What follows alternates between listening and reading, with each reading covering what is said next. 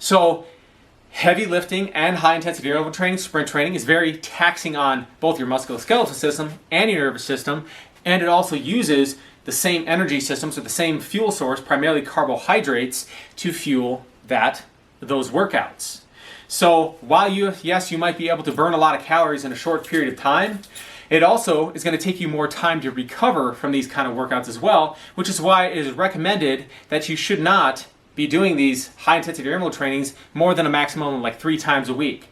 Hey guys, Aaron Kubitz, personal trainer, Functional Aesthetics EC, helping average guys perform better inside and outside the gym. Today's video we're going to be talking about the best form of cardiovascular exercise if you want to get very, very lean.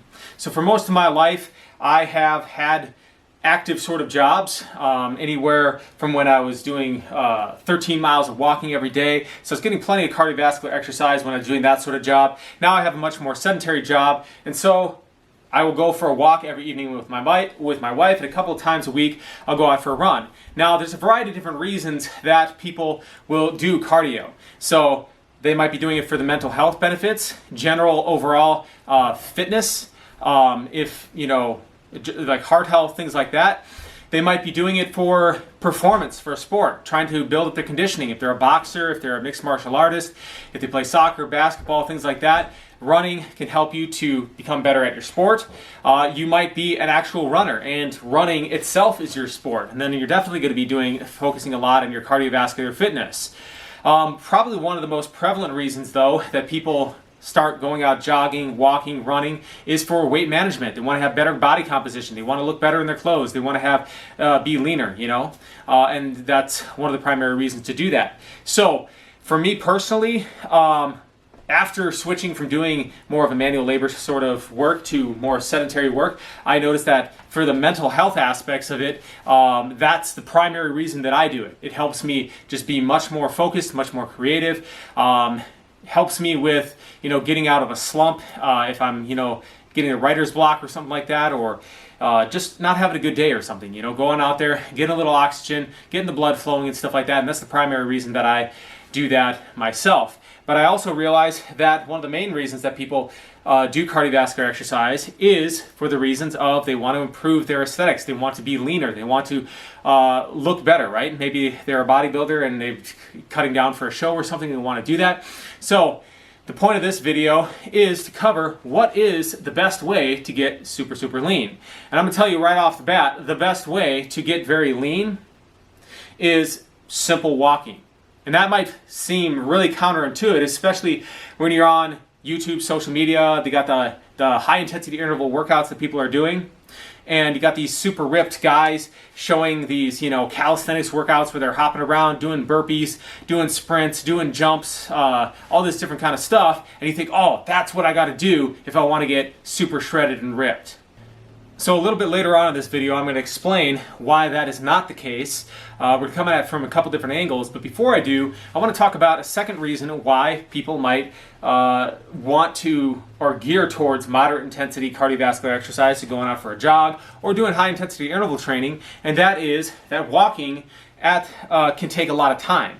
It's slower, right? In a high intensity interval workout, right, which would be like, let's say you're going sprint for 10 seconds, walk around for a couple minutes, sprint for 10 seconds, walk around for a couple minutes, or doing box jumps, Olympic weightlifting, you can get your whole workout in like maybe 20 minutes, right? Whereas to get the same effect from doing walking, maybe you have to go for a couple hours of walking. Now, if you have a manual labor job like I had before in the past, that's fine because that's your job. All day long, you're walking around, you're getting your cardiovascular exercise in. But if you're a guy who sits the majority of the day and you don't want to have all of your free time monopolized by your workout routine, then you're like, hey, I want to go do the high intensity interval training.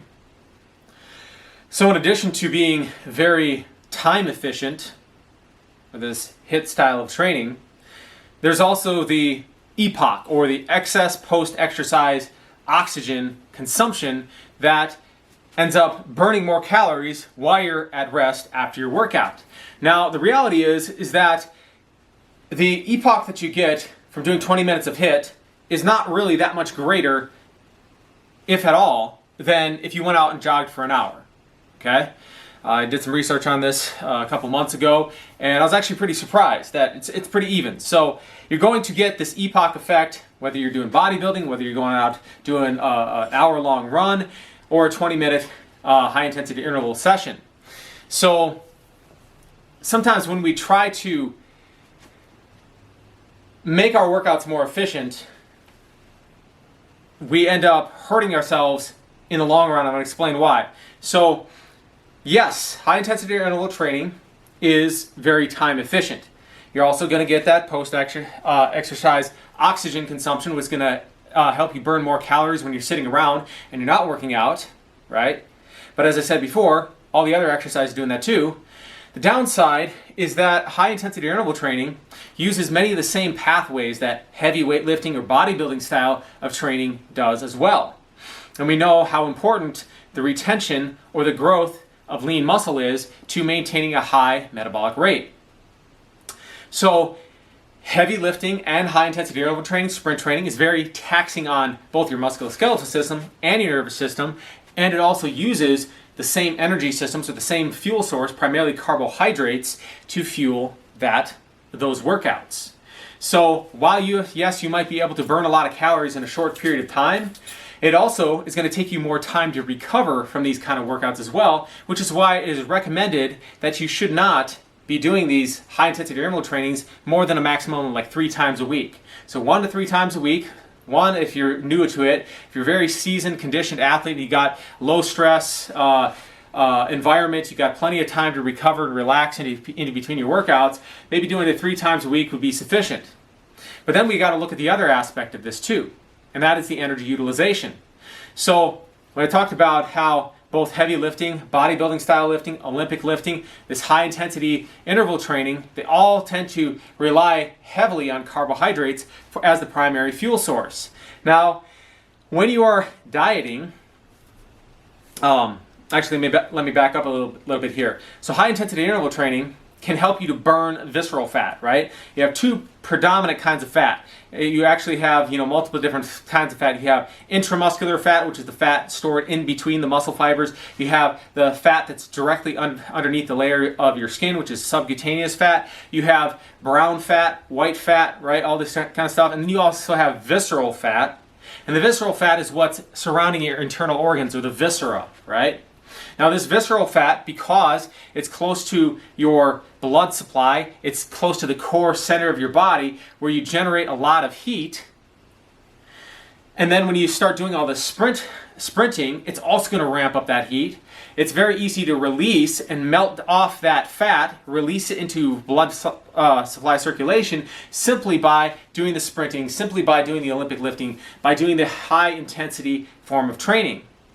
The problem is it can go into circulation, circulate around a little bit, and then be deposited back if you don't burn it off, if your diet isn't appropriate. Now, on the other hand, you have the subcutaneous fat, and that's the stuff that makes it so that you don't have muscle definition. That's the stuff that makes it so it's hard to see your abs, right? You got that layer of fat covering over the top. Subcutaneous fat is much less responsive to exercise. It's much more reliant on your diet and also low intensity exercise, okay? Now, in order to start burning that subcutaneous fat, you got to be in this calorie deficit. Now, we know that there's 2 primary criteria for getting really lean. And that means that you have to be losing body fat while at the same time either retaining or increasing your lean muscle. And the only way that you're going to be able to do that is through strength training and a calorie deficit. Now, if you're in a calorie deficit and you're eating a high carbohydrate diet or just a balanced diet and or not doing strength training, what's going to happen is, yes, you're going to lose body fat, but you're also going to lose muscle. And that's going to end up having you in the very extreme end of that looking like a Cambodian refugee or somebody that was in a concentration camp or a POW camp who's not getting enough food, right? You're losing all your muscles and you're losing your fat, and so you just end up as a really scrawny, weak version of yourself, not looking like Arnold Schwarzenegger, not looking like Sylvester Stallone and Rambo, not looking like, a physique athlete at a bodybuilding show, right? So most people, even if they don't want to look like Arnold Schwarzenegger, I assume that they want to have some level of muscle mass to give them shape, to have visible abs, not just a flat stomach or something, right? And be decently strong while also having that lean body fat. And the only way you're going to be able to do that is to maintain the muscle, do some lifting, and be in a calorie deficit, right? Now, if we have to maintain a high protein intake when we're in a calorie deficit, right? Because when you are getting plenty of calories and carbohydrates, insulin levels are high enough. You're in this hormonal environment that's very anabolic, right? So you don't need to eat tons of protein to maintain yourself. However, once you start restricting your calories, protein levels need to go up to maintain an overall net positive protein or nitrogen balance in your body. And so the primary place that you're going to be cutting back on calories is from your carbohydrates. You don't want to drop your fat down too low. You also don't want to have it too high either, but you want to maintain a moderate amount of fat at all times to help maintain healthy levels of testosterone. Because if your testosterone levels start dropping too low as well, then it's also going to be harder for you to maintain lean muscle. So as we're dieting, we've got to maintain the protein high, keep the fat at a moderate level. So logically, the place that we're going to be reducing calories from is going to come from carbohydrates. Now, the predominant form of energy for sprinting and lifting is coming from carbohydrates. If you do if too much of your cardio is coming from high intensity interval training, you're going to potentially the next day not only have really fatigued your nervous system and fried your nervous system for all the sprinting or jumping or whatever, and then if you go and try to do some really heavy lifting to maintain your muscles, not only is your nervous system and your musculoskeletal system perhaps not recovered appropriately from your HIIT training, also you have probably depleted your glycogen stores to a significant extent, which means that you're probably not going to be having a very good strength workout because the fuel to fuel that workout has been depleted, and vice versa. So I often say that if you have the energy to be doing all these sprints and stuff, you're really not in enough of a calorie deficit to be really burning a significant amount of subcutaneous fat. Sure, it's going to be great for that visceral fat, right? It can be good actually in the early stages of fat loss, and we're going to be talking about 3 different stages of fat loss and kind of a general framework for you to follow from the beginning stages when, let's say, you're at 10, 15, maybe even 20% body fat, and then at the intermediate stage, and then when you're trying to get to that sub 10% body fat, and even maybe 4% body fat if you're trying to diet down for a bodybuilding show. Now, most people don't, it's not healthy to be walking around at 4% body fat year round. You got to go to some extreme deprivation to do that, and you can't really sustain it for very long unless, of course, you're taking performance enhancing drugs. So, but I'm going to cover all of those things just to give you an idea of what you can do. Now, if you have the energy to do all these sprints and stuff, you're probably not dieting enough to actually be going and doing the kind of, to actually be losing enough body fat. And that's why it's better to be focusing on, and I can just give you a little overview here of what you want to be focusing on, and then we're going to show you some specifics of how you want, of what those cardio routines might look like. So first and foremost, are you getting enough sleep every night? If you're not getting enough sleep, that's going to impact your recovery. It's also going to tend to increase your appetite, which will make it harder for you to stick to your diet. You're going to have less energy for your workouts as well. So you definitely want to make sure you're trying to get enough sleep. And there's some strategies that can help you to do that, because oftentimes when you're dieting, it becomes harder to sleep. So maybe I'll talk about that in another video. If you're interested in hearing more about that, drop that in the comments below, and I'll make another video talking about how you can get better sleep when you're on a diet if you tend to suffer from insomnia when you're trying to diet down for fat loss. So, getting enough sleep. Stay hydrated. I think this goes across the board, whether you're just for general health and also for losing body fat as well. You want to stay hydrated. Number 3, strength train. Minimum 2 days a week of strength training. Now, if you are a bodybuilder, you're probably already training 4 to 6 days a week. So maintain your strength training. That's got to come before any sort of cardiovascular exercise you do. Strength training first, diet second, and then cardio third. So make sure you're getting at least 1 gram of protein per pound of your target lean body weight that you want to be at, and then maybe about a half a gram of fat, and then reduce your total calories and this can come from a combination of exercise and diet, but reduced by 10 to 20% of what your previous maintenance calories were. All right, so stage 1 of fat loss. This is where, again, as I said, you're either anywhere between 10 and 20% body fat. This could even be kind of somebody who's in a beginner stage of their fitness journey. They're just trying to generally develop their overall fitness. This can also be good for just general health, mental health, overall physical preparedness, preparation for sports and stuff like that. And so you want to be doing moderate intensity exercise 3 days a week for about 30 minutes at a pop. And then I would say low intensity exercise every single day. You know, if that's going out for a 20-minute walk every day that you're not doing the moderate intensity exercise. So, 4 days a week, go out for a 20-minute walk. 3 days a week, you're out there doing some running, going for a bike ride, something like that. And that's going to be good for you there, right? Then you want to be, again, minimum of 2 days of training your entire body with weights. So full body exercise. If you're just getting into strength training and you're not into more advanced stages where you need higher amounts of volume, you want to be training your entire body at least 2 times a week in the beginning, okay? Then you can also be doing some high intensity interval training. So 1 to 3 times a week, do that. And especially in the early phase of a cut. If you're like a bodybuilder or something, you're trying to cut down, this can help you to,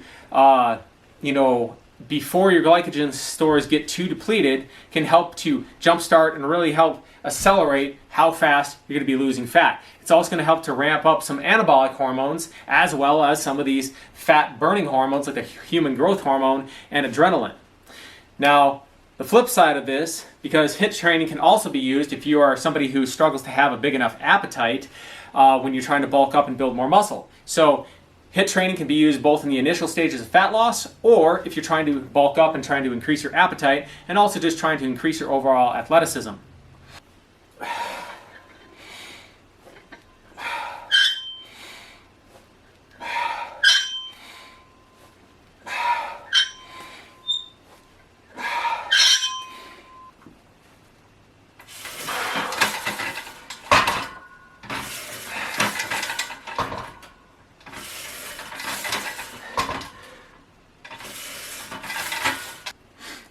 All right, so phase number 2 of fat loss, you're going to be transitioning from doing moderate intensity, so the jogging, the biking, that kind of stuff, to low intensity, steady state cardio. So basically just walking or something that you can be carrying on a conversation while you're doing it.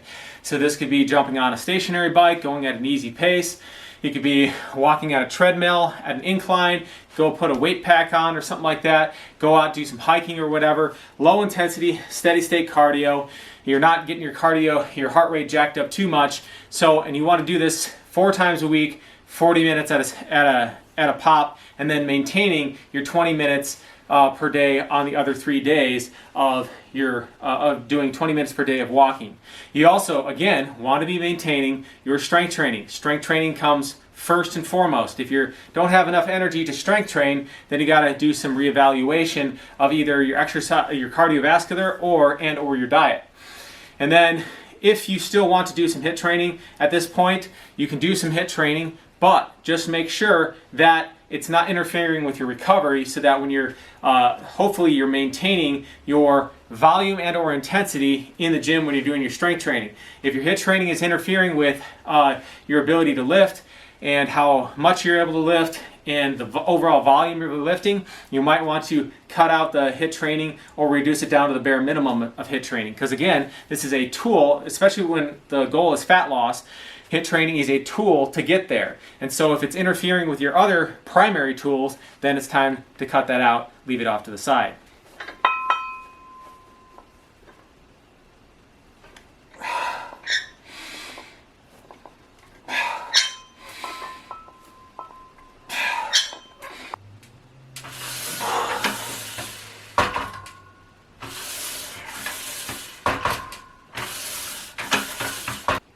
Okay, so the third and final stage of fat loss is advanced fat loss stage, when you're trying to get ripped, bodybuilding contest shape.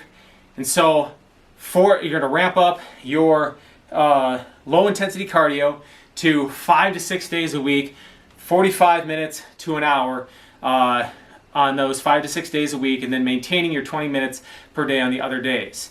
And then you're going to again maintain your lifting at a minimum of 2 days for the full body, or as high as 5, maybe 6 days, but probably 5 days is enough of strength training. At any rate, what you're trying to do when you're trying to get ripped is not necessarily increase the amount of lifting that you're doing. You're trying to reduce calories, shed body fat, while maintaining the most amount of intensity and volume that you can. So trying to diminish the amount of that you get weaker, or your energy or your ability to perform decreases as you are reducing. That's why, again, you don't want to restrict your calories too severely, or cut your calories off too much too fast, or do too much cardio or too much HIIT in the beginning, because if you do that, then you have nothing else to pull from later on. So you want to start off with the minimum effective dose in the beginning, and then gradually ratchet it up as you get closer and closer to that goal of where you want to be. Okay, so one last point I want to make here is that if you notice that your performance in the gym is dropping significantly, if you notice that you're getting very weak or excessively hungry, that you can't focus or concentrate on things at work or something, then what you might want to do is reduce the amount of cardio you're doing a little bit, and or I would actually recommend, rather than reducing your cardio, unless you're in that 45 to 60 minute window and you're a very busy person, I would say keep the cardio the same, slightly bump up your calories to back up to maintenance for a while, or back up to the point where you, just before you start to gain some of the weight back, and let it ride there for a couple of days, and then drop it back down again. It's going to help to give you a little psychological and physical boost, so that you're going to be able to finish out this cutting phase strong.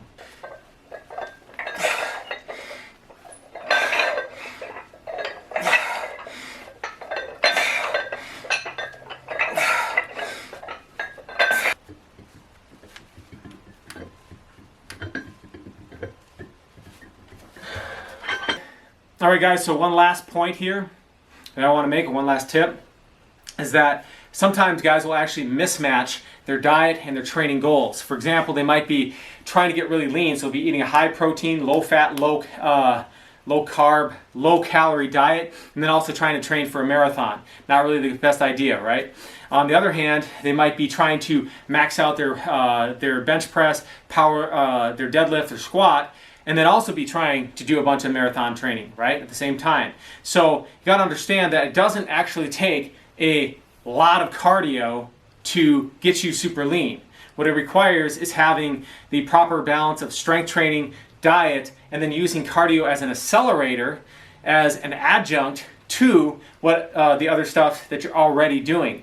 That's like the icing on the cake, not the main portion of it. So don't get too tied up about how much cardio you're doing if your primary goal is that you want to get lean. In fact, the leaner you get, the lower the volume and the intensity of the cardio that you're doing needs to be. Or I should say, the lower the intensity of the cardio needs to be to really maximize your fat loss. And you don't want to go too crazy with how much you're doing cardio and stuff like that either.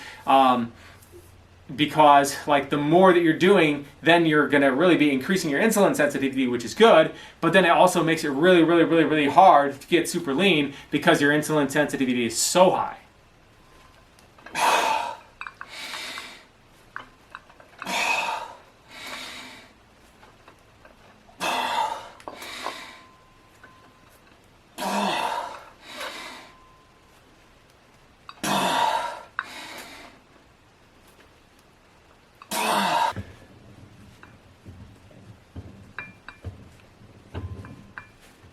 Another downside of doing too much cardio when you're also in a calorie deficit is that running, cardio, exercise is stressful on the body, and so is dieting. If you're adding too many stressors in there, you also are going to ramp up levels of cortisol. Cortisol is very beneficial for short-term fat loss, right? If cortisol is only elevated for a short period of time. In fact, cortisol is very important for actually getting you up in the morning, having energy and motivation to hit the day. But it should naturally decline afternoon. You don't want your cortisol levels chronically elevated. What can happen when your cortisol levels are chronically elevated, you can start, again, depleting more muscle glycogen.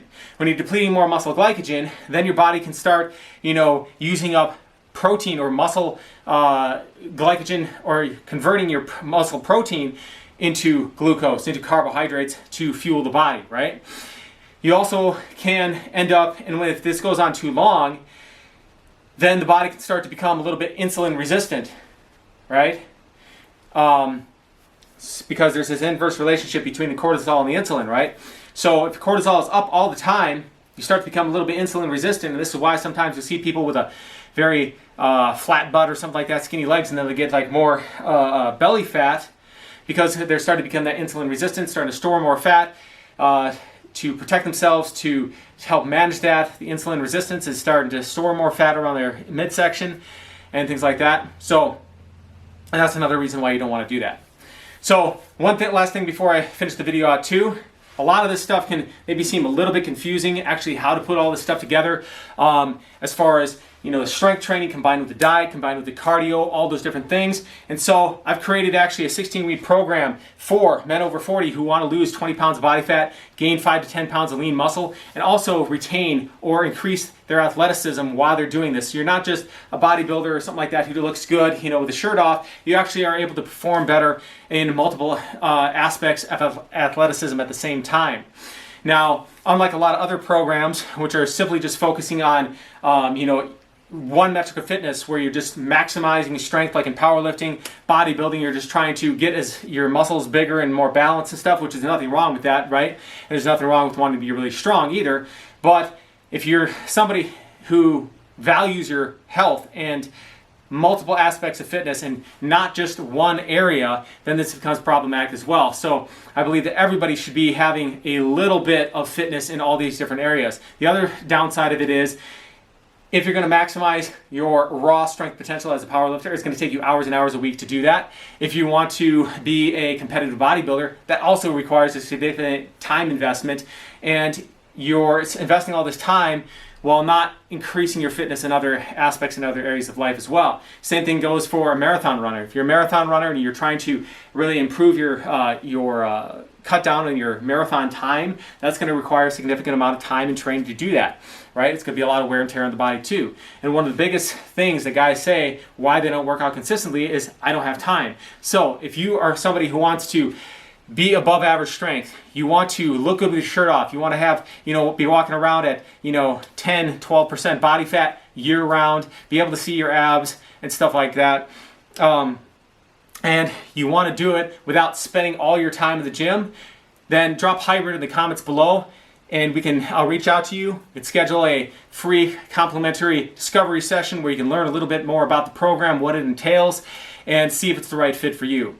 Alright guys, if you liked the video, go ahead and hit the like button. If you'd like to see more content related to workout design for muscle building, fat loss, athletic performance, how to work around injuries should you sustain them, how to prevent injury from getting injuries in the first place, consider subscribing to the channel by hitting the button in the lower right hand corner of the screen. And we'll see you all next time for more health and fitness information.